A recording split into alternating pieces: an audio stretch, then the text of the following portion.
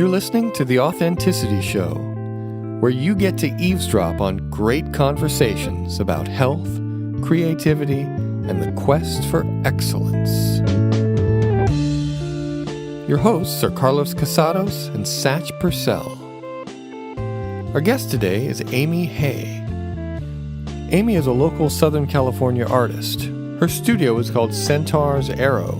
You can find her at www.centaursarrow.com. She came over and had a great conversation with Carlos and Satch about art, her approach to creativity, the relationship between art and nature, and lots of stuff in between.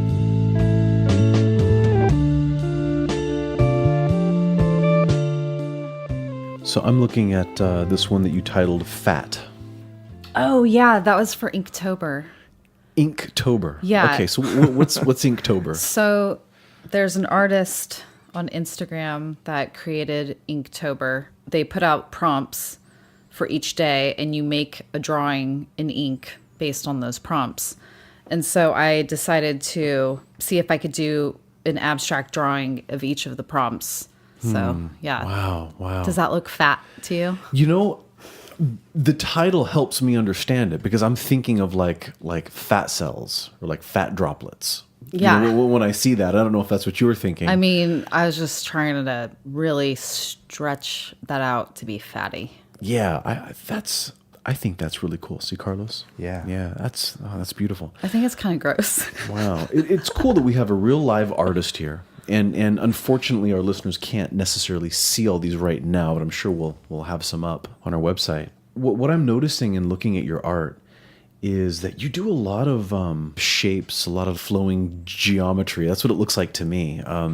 Is there a particular sort of angle that you have on art that you're trying to show? Well, I would say I'm very interested in layers occurring just in reality, and as an artist, I'm basically putting down in visual form for others to see all the visual references that I've collected throughout my life. It's like its own language, so I'm just creating stories with this visual language that I've built over the years of, through visual experience. Amy, they're fractal-like. Do you know what I mean? Like, It's fractal-like because it's like the pieces that you're painting seem to fit in other visual experiences, whether it's looking down the trunk of an empty tree right at what's at the bottom, or laying down on the ground and staring up and seeing the sky and a pattern in the sky. Yeah. I mean, imagining it's the same kind of perspective. You can't really tell how big something is without reference to something else. Right. No matter how big or how small, it's still the same truth. Holographic. Yeah. In a sense. We are getting very abstract here. And it's awesome. This is great. Finally, we have inside the mind of an artist, a creative show. Yeah. Well, right. Granted, I'm a visual artist, so the reason why I'm drawing it is because I'm not good at expressing it in words. Were you always creative, or is this a skill that you had to develop? And what was that journey like? I feel like I was always creative. My household was allowed for that, and there was always a craft table with crayons and scissors and glue, and it was always okay to do that. It wasn't okay to not clean up after yourself, We got some of that, but as far as creativity goes, that was something that was always encouraged, and I'm grateful for that. I also remember when I was in school as a kid, being in first grade, when other kids would say, "Oh, you're a good artist. I wish I was good." I would always say, "Oh, it's not about, you can do it too. It's just color. Just do this." And it wasn't ever something that was like, "Oh, I have this and I'm different than you." It was like, "This feels good. Let's all do it." So that's great. I feel like I still have that spirit of you don't have to be of some caliber or some measure of something. Gosh, that sounds very authentic. Just make stuff. Yeah, absolutely. That's living authentically, right? You're doing and being your authentic self, and you just want others to do their authentic self, right? Right. Yeah. I mean, I hope so. I think creativity takes courage. Just like you're being honest, you're putting yourself out there and, letting people hear your story. There's something vulnerable about that, isn't there? Yeah. Yeah. It's real. Super cool. So when you're making a piece of artwork, are you sometimes thinking about the audience that might see it, or are you not thinking of any audience at all, or what's that if that ever creeps in, I stop and take a break, because it's just this fine line of, yes, I'm creating something with the hopes that people will see it and interact with it and have an opinion about it, but I'm not creating it for that person. If that creeps in, it's like, who's creating this now? That's so neat that you become aware of that and you choose to take a break. That's neat. In this day and age, this is something that I've been made aware of throughout my life as an artist. I'd say really thought about it a lot. If I'm going to be around other people creating in the same realm as me, like doing woodcuts or doing ink drawings, if I'm interacting with too much of their imagery, that's gonna, I'm a sensitive person. I'm gonna start taking that in as part of my imagery record. So I'm very sensitive of what outside influences I'm going to allow to shape my output. It's like when you're developing something, you need a certain amount of isolation and purity while you're developing something. I can imagine if you're on fire about a certain thing, that you don't want to distract and dilute yourself when you're in that mode of developing. Right. I also teach young people one-on-one art classes. I always tell them most of art making is seeing. And so as the student is drawing, their style's going to come out because of how they see.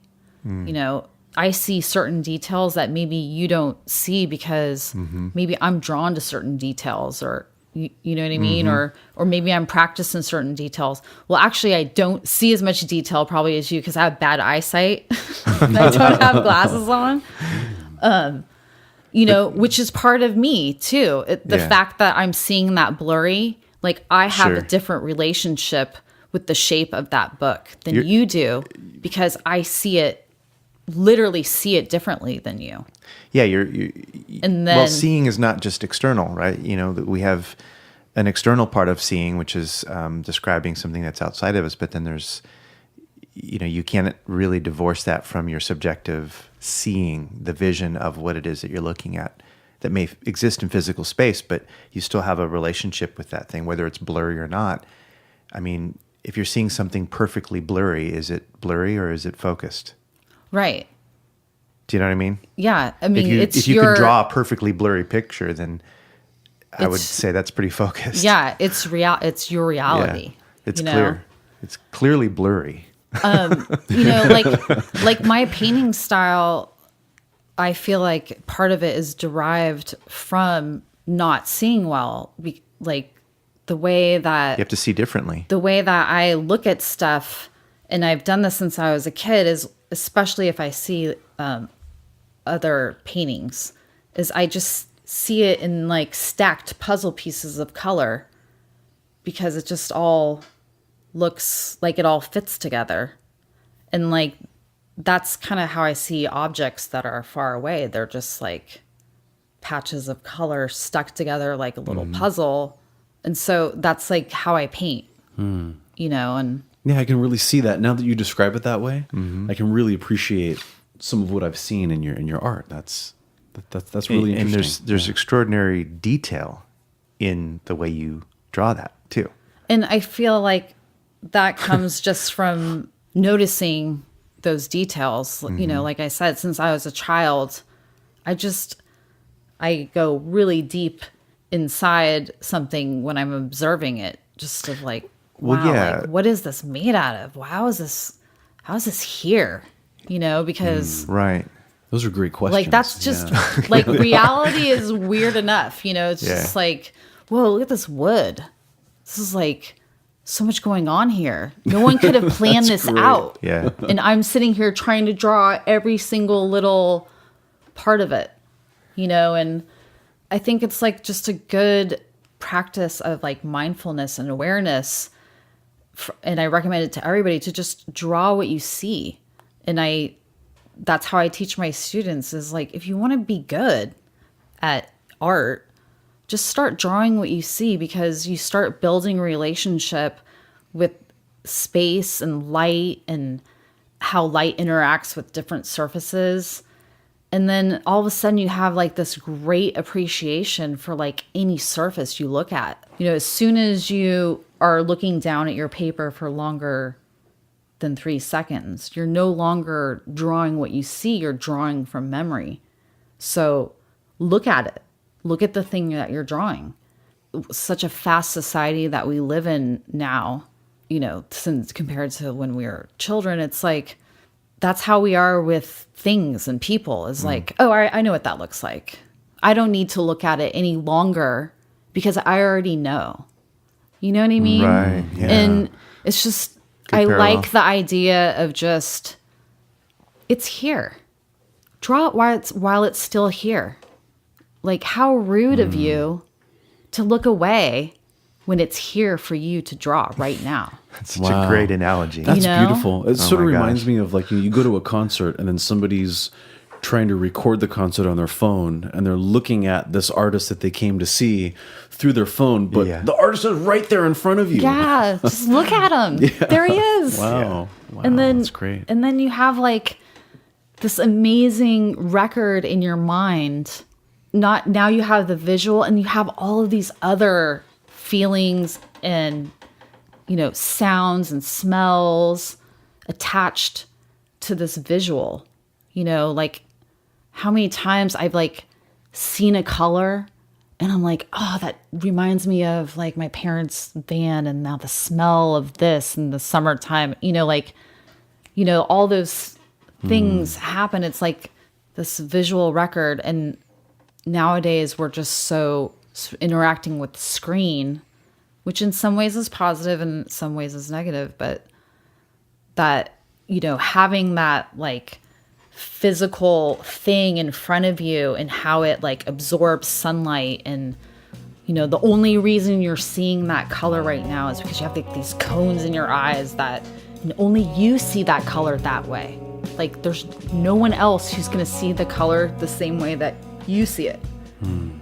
So I mean, like, that's incredible, Yeah, it is. and then you also have, like, these tools like watercolors, where you can, like, recreate the color that only you see, and you can show it to other people, and then all of a sudden it's like, you just invented this color, you just made that because you see it.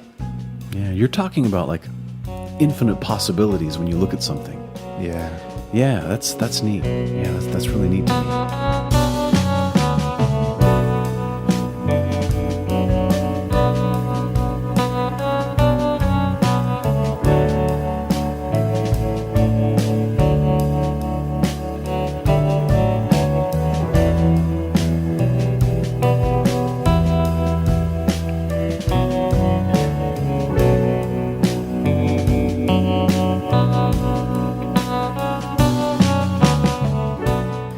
Do you find yourself maybe just going about your business, not doing your art per se, but then suddenly something will strike you and you feel this strong urge, like, I just saw something that I need to capture, I need to explore, I need to draw or paint? Does that happen to you like that? Or is it just...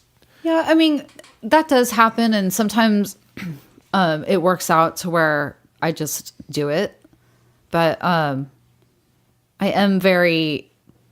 I do try to store a lot in my mind. I try to have a sketchbook around. I kind of have this, I don't know, self-torture. Sometimes I deny myself drawing. I don't know. I do that with ice cream. Yeah. I try not to do that with ice cream. I don't know. Sometimes I go through periods of not wanting to do any sort of creating because I don't know. It's just like this strange relationship as a creator. And I'm sure other creators out there know this. It's almost like another person. It's like your best friend, this creativity, you know? And sometimes you just like want to hang out and like share a lot of stuff and like do stuff for hours. And sometimes you're just like, you know, I don't want to talk to you right now. You know what I mean? Because it's like, you know, you have those certain friends where it's like, if I tell you this thing, it makes it real, you know, like, so there's that kind of like relationship with creativity that's like, you know, very personal of, it's not just to like sell paintings or drawings. It's like, you know, therapy. You're describing your creativity sort of as a form of embodiment, you know, that there's this thing that you do, yet it sort of has a personality and it has an identity. Yeah. That's sort of what it sounds like. Yeah. Yeah. Wow. And I mean, and that's what's cool too. That I tell my students, it's like, hey, even if you don't go on to, you know, be an architect or be a famous painter or do anything that has to do with art, you know, you'll always have this relationship. You'll always be able to go to your sketchbook and do whatever you want. You know, it's all about making your own decisions. Sometimes people think creativity is just like, oh, it's free, it's spontaneous, and, you know, and yeah, there's moments of that, but it's a lot of planning. It's a lot of follow through. It's a lot of like commitment and, you know, making decisions, and like as little as they may be, every decision creates the outcome. You know, it's just a little model of life every time you make a piece. I always say too, like, don't erase. Just sometimes you draw ugly stuff, you know, just turn the page. Just like, draw it. 'Cause sometimes you have to see that you make ugly shit. It's another great analogy. Yeah. Like, do we make mistakes? Do we make stupid decisions? You know, but without them, you know, you don't get all the other stuff in between. So That's great. You know, a lot of the way I'm hearing you describe your artwork sounds a lot like a scientist to me. You know, you talked earlier about, you know, like really trying to control all these things to squeeze out this pure piece with like not letting other artists influence, you know, the way you're making your piece. That's like a scientist saying, we're going to control for all these forms of bias because I don't want these other outside influences, you know, screwing up my results. I want pure results, you know. And then there's a lot of planning and there's a lot of hard work. And it sounds like, you know, there's this, it's an art, but there's a real craft to that art. You know, there's a lot of hard work that goes into that. yeah, I mean, and granted too, like there might be times I want the influence of a certain person or place or vibe that like it is about control.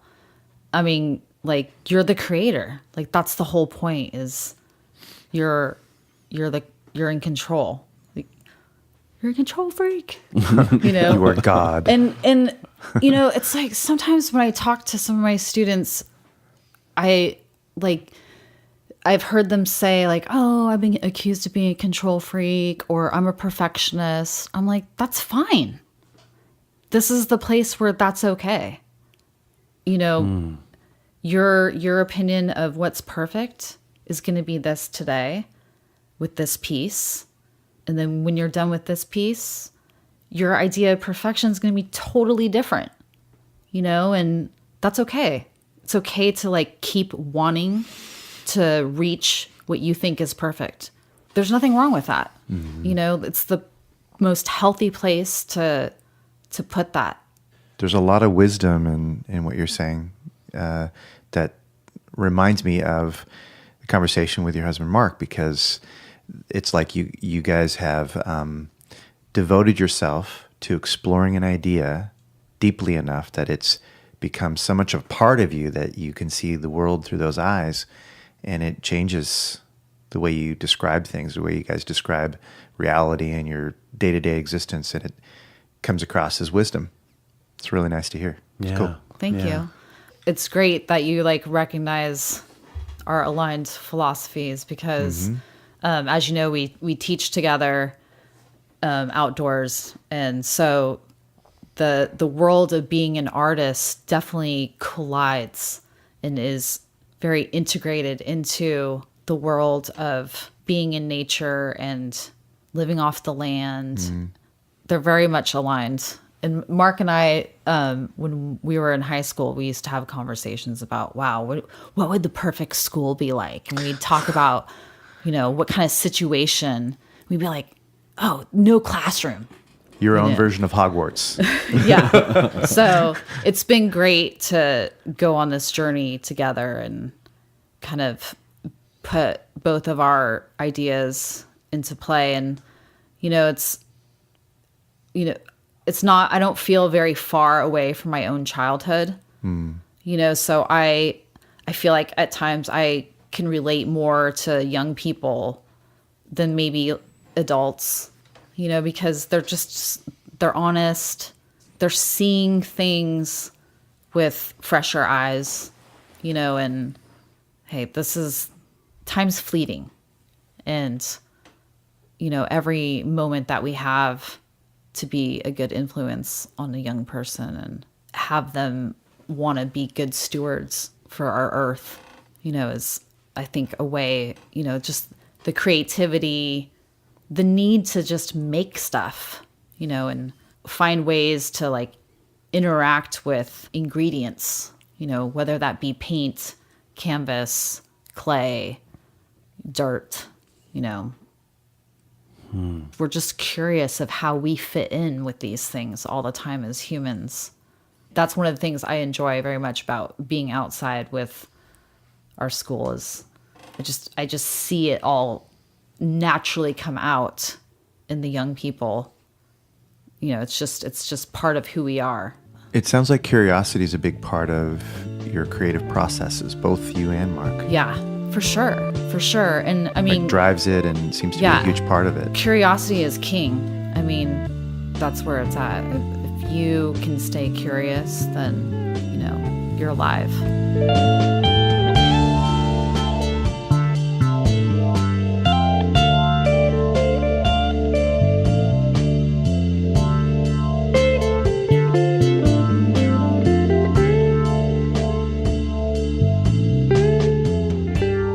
You're listening to The Authenticity Show with your hosts, Carlos Casados and Satch Purcell.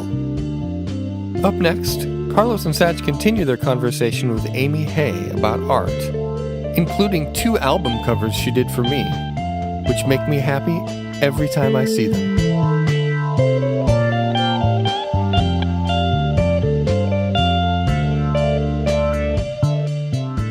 You did the piece of art that is associated with our producer Oliver's album, right. Obsidian Yes. Kite. And it looks like this really interesting crystallized piece of ice sculpture or something, and you just worked on another piece. Oh, yes. Dark Light. Dark Light. Yes, that that's is his just latest gorgeous. album. Yeah. Yeah. So, I mean, what's great is, I've known Oliver for a really long time. So, so I'm very familiar with his music. And so, when he approached me about the first album, I listened to the album and I immediately knew I had some pieces that might go with that. And I drew some other ones too. But the piece that he selected ended up being from a series I did using twigs for pens from different plants and ink. And it was for a 100-day challenge on Instagram. And so that was great to hear Oliver's music and just immediately like just have like a visual connection with his music, because that's what I enjoy about his style is I just can visualize not the instruments that are playing, but more like the space that the sound is like traveling through. That kind of makes sense. I can relate to that. Wow, yeah, You that know? sounds interesting. Music, Like it yeah. takes you on like A journey. a journey. Yeah. Yeah. And I feel as though I can interpret it visually in my mind. I try to capture it through my hands, you know. Yeah. If I could just take a photograph, maybe that's what will happen in the future, and artists will be obsolete. You'll just be able to take pictures of your thoughts. I believe they're almost there, if not there already. God, I hope not. So if somebody was to look at Oliver's album called Obsidian Kite, the piece of artwork that's on there was made by twigs and ink. Yeah, a twig. A I am twig. not remembering at this moment which plant that was. That blows my mind because I've seen this piece of artwork many times. Every time I look at Oliver's album, And you I know? use a little bit of water too to kind of like play around with the different values that I can get from the ink too. But the idea was to give up some of the control, allowing influence from the outside. And guess who the honorable participant is nature. Oh, you know? yeah, Nature shapes us, or do we shape nature? yeah. You know, which is it? or what's the And difference? you know, and what does that have to do with your ego? You know, so I was kind of more like surrendering to nature in a sense of just like, hey, like allow me to create this beauty to kind of repay you for all the beauty you've given me, you know? Were there artists that inspired you growing up? Oh yeah, for And sure. currently? As a kid, I would say MC Escher for sure was like I could see that. that guy like blew my mind. His whole creating something else out of the negative space and just like things being in a visual loop, you know, of just this continuous movement because of the interplay of the positive and the negative space, or, you know, the visual trick, optical illusion that he would put into things like the stairs that keep going, you know, Yeah, just my different. friend actually went to that museum and he went up the stairs and he never got there.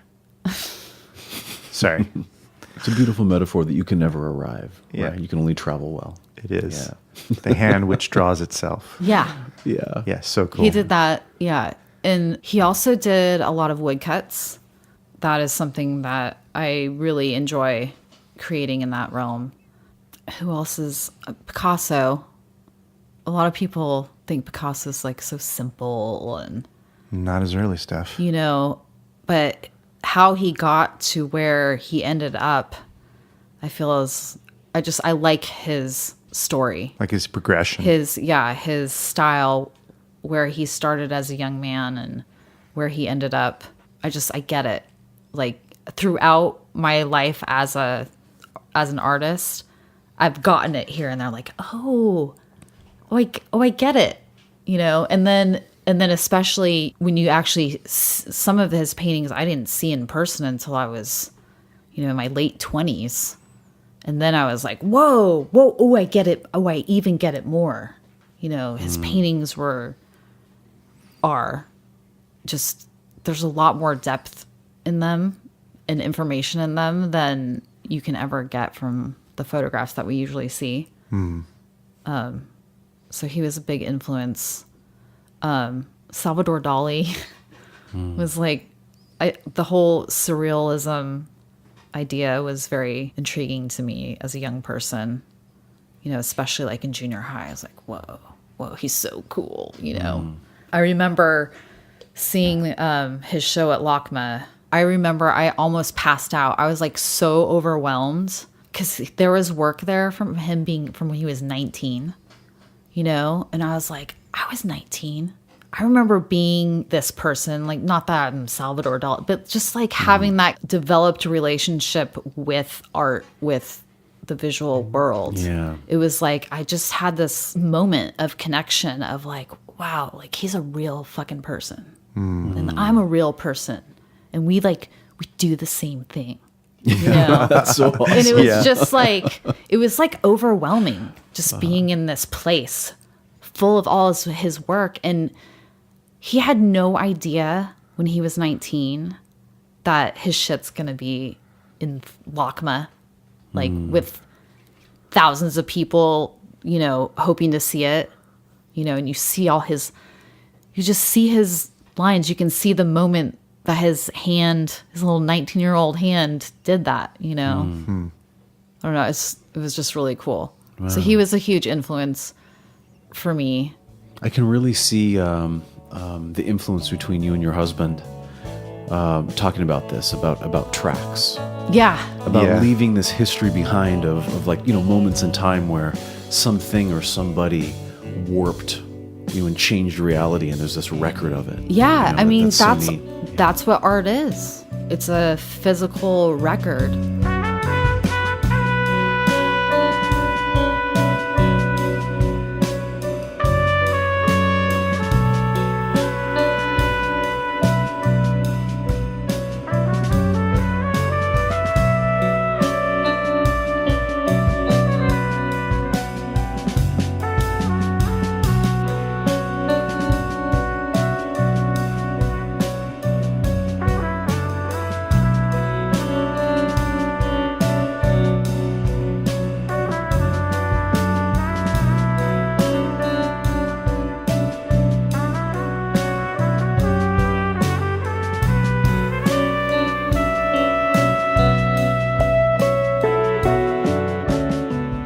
Another process that I enjoy doing in my artwork is destruction.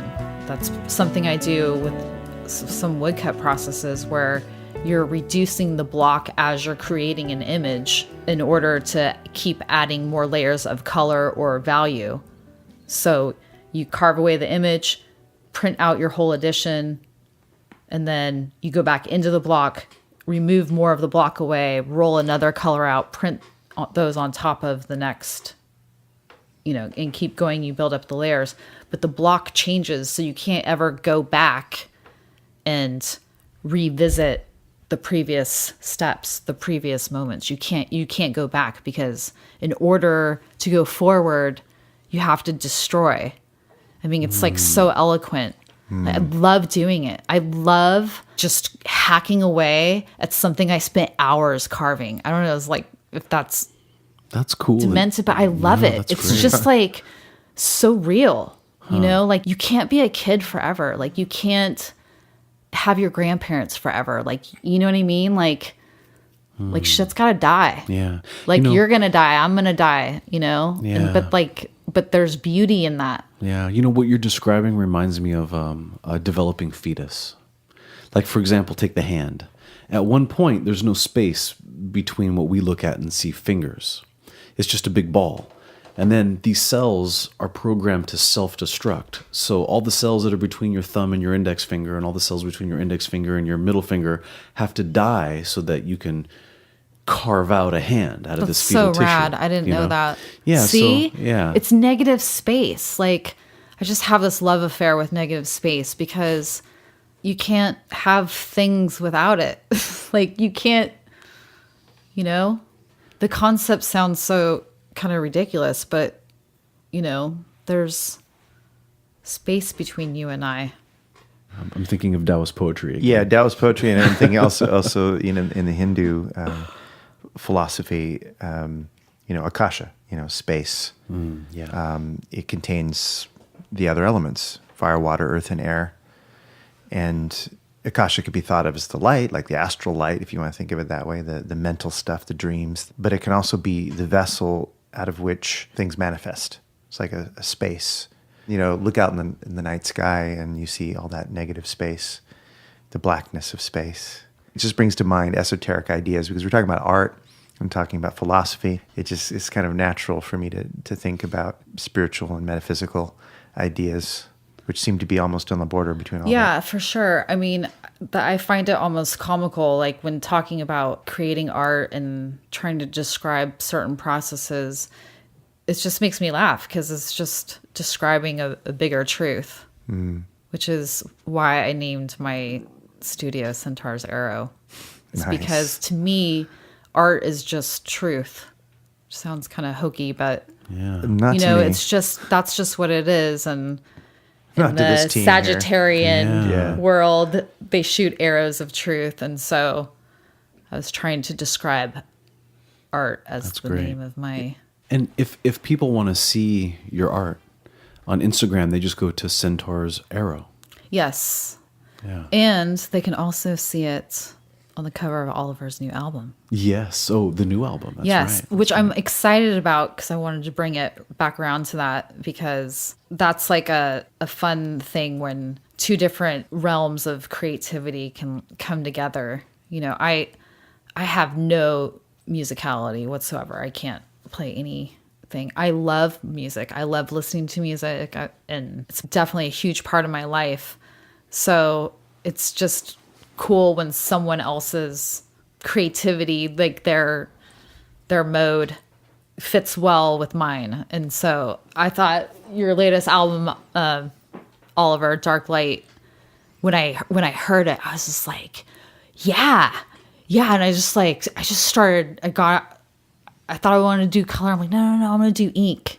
And got out my brushes and ink, and it just happened with ease, like to match up these language. I'm like, oh yeah, this sound is like, I know this. I know that shape, you know? So that was cool. So I hope that might be like a fun way to like approach seeing that piece because you have a little bit more information, you know, to help get you there. Yeah. But, Extra appreciation. Yeah.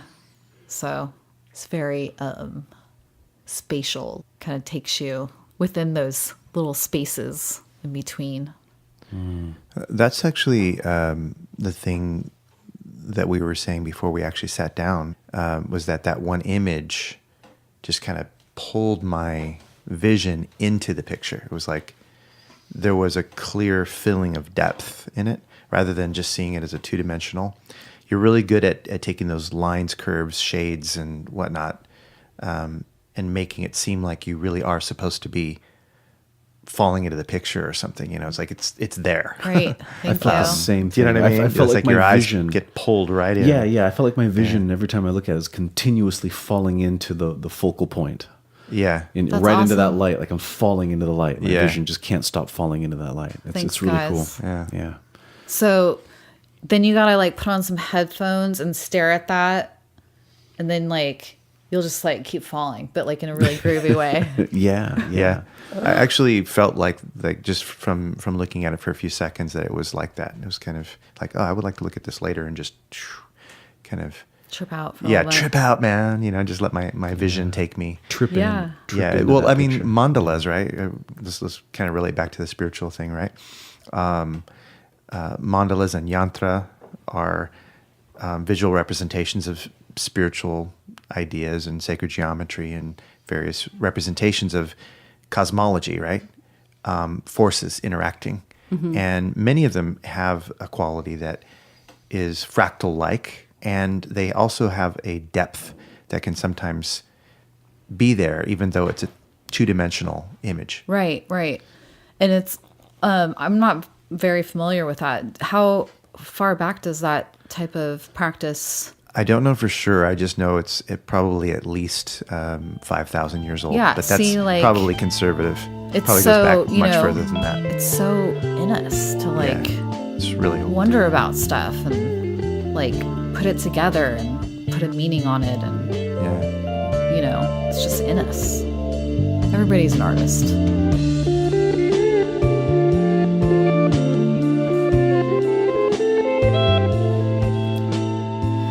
You've been listening to The Authenticity Show with your hosts, Carlos Casados and Satch Purcell. Very special thanks to our guest, Amy Hay. You can check out her website at centaursarrow.com. The show is produced by Oliver Althoen. Our theme music is composed by Oliver Althoen. That's me. If you want to check out some of my albums that Amy did the artwork for, you can look me up on iTunes, Amazon, CD Baby, and places like that. It's OLIVER Althoen. Don't forget to subscribe to this podcast, The Authenticity Show, on iTunes or wherever you get your podcasts, and check out our website, authenticityshow.com. Thanks for listening, and have an authentic day.